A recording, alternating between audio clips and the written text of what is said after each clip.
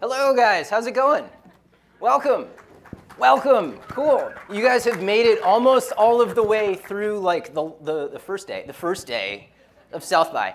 And it is a tiring experience. I can tell you firsthand. I trundle around. I love the sessions. It's fantastic. It's tiring. My name is Dave Crusoe, and I am the Digital Youth Engagement Lead for Boys and Girls Clubs of America, Senior Director of Digital Youth Engagement, they call us. And that's a really cool role because what we get to do is think about what happens when young people visit club, and in specific, think about what that digital experience is for them. And where we started that work was as digital product owners. A little about me in about 30 seconds is my whole life, really since like 1984, that dates me, has been a collision of digital and physical. That means that since the time I was young, my parents basically like threw a computer at me and said, go do busy stuff. And I said, yay, I'm gonna go do busy stuff. And got lost in that digital world. And then realized there was a whole other planet Earth to explore.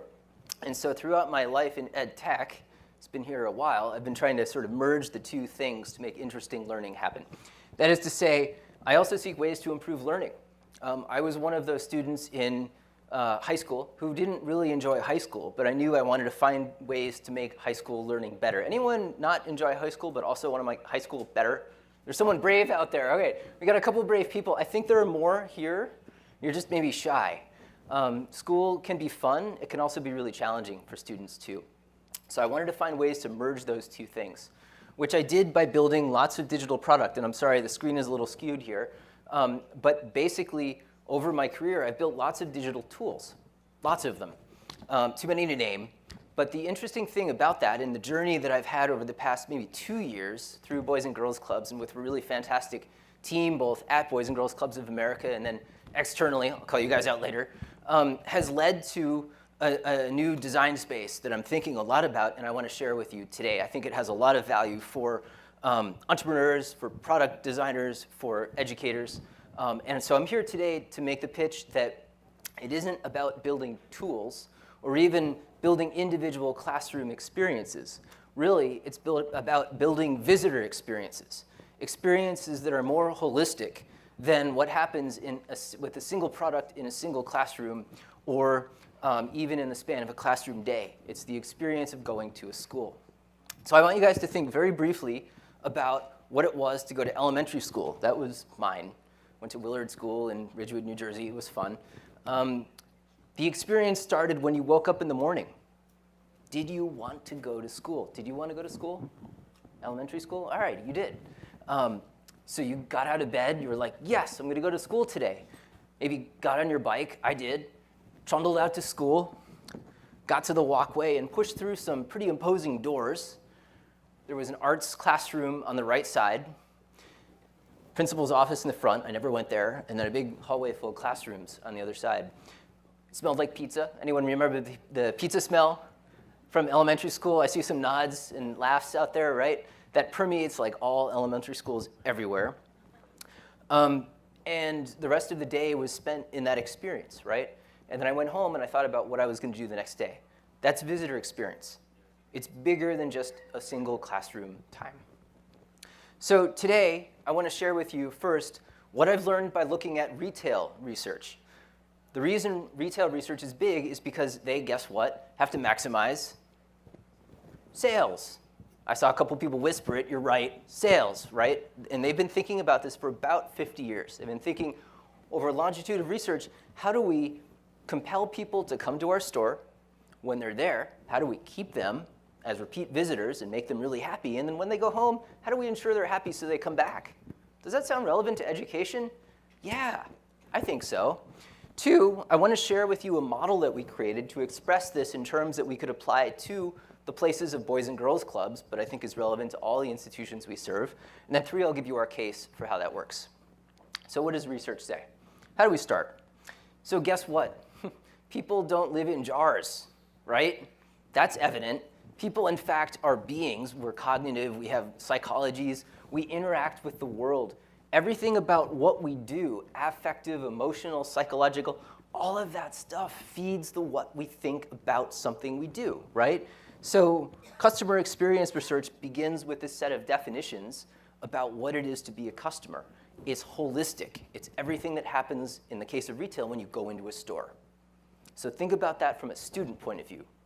Learning outcomes are everything that happens when you go into a school. It's not just the curriculum or the tool. If you're an entrepreneur, it's everything that's happening around that tool that dictates the outcome. So we have to think about that. Research tells us on the front end that motivation matters. You want to go to school on Monday, that counts. You're going to do better in school because you want to be there. I saw someone in the back who said they didn't want to go to school, right? I was with you.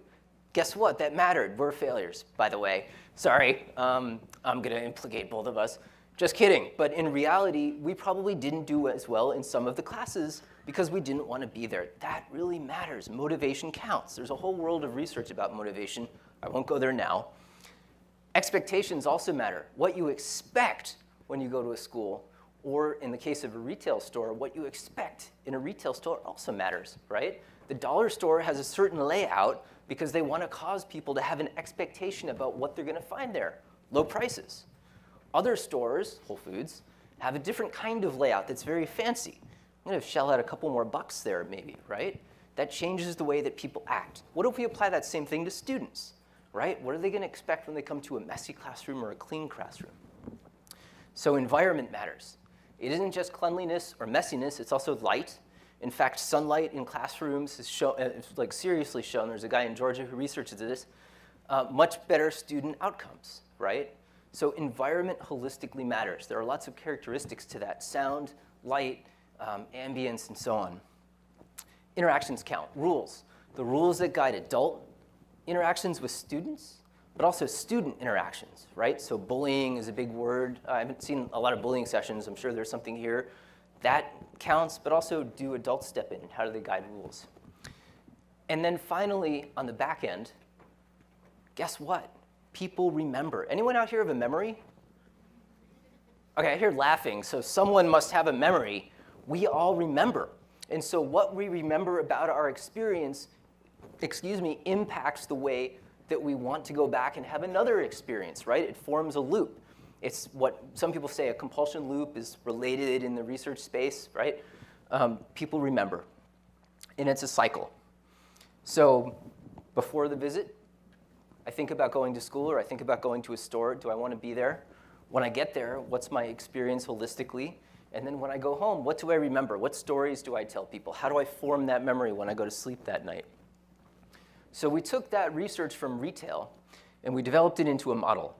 Again, I'm sorry it's a little chopped here, but basically you see the three components, right? So the pre-visit, do I want to be in that place? What's compelling me to go be in that place? What do I expect to find when I go to that place? Am I expecting to find something interesting? And how did someone set those expectations? When I'm there, as a person, what is my experience? What are my peer interactions, and what's the adult facilitation, which is the set of rules, but everything else that governs that space? And then what is that physical space like in general, right? And the post-visit memory, peer interactions, adult interactions drive how people operate. Digital is unique. For those of you who work with digital, how many people are digital here at Tech? It's about half. Digital is unique because unlike exerting influence on the physical space itself, your tools can cross that span, right? You can create constructs within your tools that motivate people to go. I mean, that could be as simple as an alert. You can create constructs that drive and define how people act in that physical space if you train them in a certain way. And then you can empower people to tell stories. Before I go much further with this, and then, outcomes through repeated interactions is at the bottom. That's saying that really you get outcomes by driving that cycle multiple times. Right? A young person doesn't change because they go to school on Tuesday. They change and they evolve because they go for many Tuesdays over the course of many years. That's development. Where we focus, and the reason I'm giving this talk, is that as designers, we focus so much on this piece, either as tool designers or as educators, that we miss all of the rest of this stuff. And if we think about the rest of the stuff, if we challenge ourselves to think about how we construct a bigger experience or help people do that, I will bet you this coffee, that we will help students do better in school in quantifiable ways. So I've heard a couple things from people when I talk to them. They say, yeah, we're a software company. We don't deal with how the space looks. Or, yeah, I'm a teacher. Other people clean my classroom. I challenge you to change that paradigm. If you're a software developer, how do you develop something like IKEA simple instructions that say, yeah, they're going to use your educational game? Clean up the desk, dude. Yeah, raise the blind. That's pretty simple, right? How do you go beyond what you've been instructing people to do to include just a little more that gives them guidance to change that experience overall? So I've been talking for a few minutes. I want to challenge you guys. I'm going to give you about a minute and a half. The first part, consider what you do. Given this model, and I'll flip back to the slide, how would you evolve what you do to think about more of that, right? Just play with the idea. Throw stuff out there. It doesn't have to be right or wrong.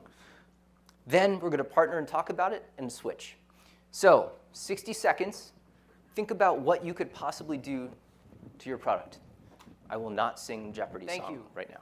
It sounds like a huge conversation. If I had more time, I would have loved to dive in and hear what you're all up to. It sounded fascinating, like lots of stuff. Thumbs up, thumbs down. Was that cool to talk to people? You didn't know? OK, thumbs up. Good. That's my N of, 70 survey here. So thank you for going through that experience. I think it's valuable to think about that and actually to have a little time at a conference like this to sit down and think about and actually have time to wrangle with the idea. I wish I could give you more. So I ask you on your own time to think about that if there is a chance. I want to share with you what we're doing. What we're doing has happened and unfolded over the course of a few years, 3.5 years. It started as something much narrower. We were looking at building a new product for the organization. And I think over that time, I think everyone involved would agree, we've really broadened our concept of what we're doing so we can focus on enhancing the club experience overall. Not a small thing. This is the inside of a club. Has anyone been to a Boys and Girls Club before? Cool. So about 20% or so. That's great. Thank you. For the rest of you, please go check one out. It's important. A club centers around, but is not limited to a games room like this. Kids walk in after school to any one of about 4,200 different clubs across the country, and in fact, in other countries around the world. Kids 6 to 18 years old, so a very broad range of young person goes to a club. And they engage in the playing of games. They engage in academic experiences. So for example, they might learn about math. They might learn about science. We have big STEM programs going on right now that are really fantastic. They might learn coding. And then they go on to a gym. And so in a gym, they might play basketball. They might play baseball outside if it's the summer. They do all the things that kids do, and they do them well. And we know when they do them, based on a huge data set that we collect annually, they do better. So our incentive is not to sell widgets in a store. It's to keep kids coming back to club a lot, for the simple reason that our data show, and you can download this stuff from bgca.org in a huge N way, that when kids go, they do better in life.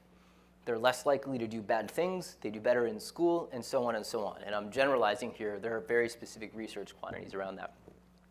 So as product designers, we said, we want to build something that incentivizes kids to keep going back to a club like that. How do we do that? What magic ingredients do we mess with so that motivation and expectations go up, so that when they're there, they have even a better time, so that when they go home, maybe they tell stories?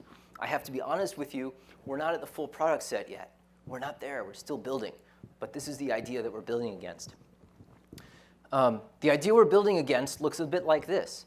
So I'm drawn to club because I want to move up. I'm competitive. I want to do something cool, right? So I'm drawn to club. Maybe I get an alert on a phone. I'm drawn to club because I want to move up on a leaderboard. Maybe it's basketball based. I get there. I say, cool. So what do I have to do? Hey, guess what? There's a national dance competition going on now, national arts competition. Let's put that because we have those. So, excuse me, young person goes to a class, submits something to national digital arts competition. That works. Then they go on to earn a Power Hour badge. That's a homework space. They go on to earn a digital safety badge. That's something that unlocks their ability to use a phone in club. They move on. They pass peers using devices. They've earned that digital safety badge.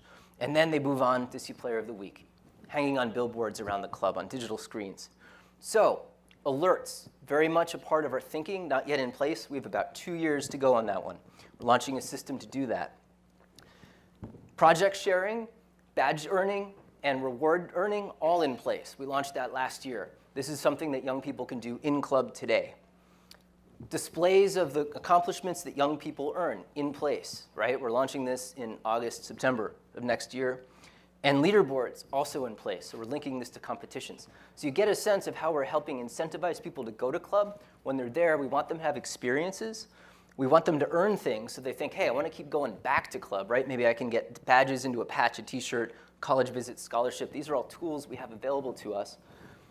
We want them to tell stories because of that. And that's what's going to keep them coming back. How do we help them tell stories about all the cool things they've done and earned so they come back to club? We know this is working because we're surveying them in real time. So we get real-time data on all these technical structures we've invented. We understand what works and what doesn't. We have too much analytics, so if someone wants to help us with that, we have to do it. So in very brief, I've told you about how we've learned from retail. I've told you about how we've developed against a model. I've given you a sense of what we're doing at Boys and Girls Clubs of America. My challenge to you is when you go home, think about that linear path. Think about the before, the during, the after. Weave it into your work, and I promise you, you'll have better outcomes for your young people. Thank you. And thanks to everyone who's helped us out. Have a good day.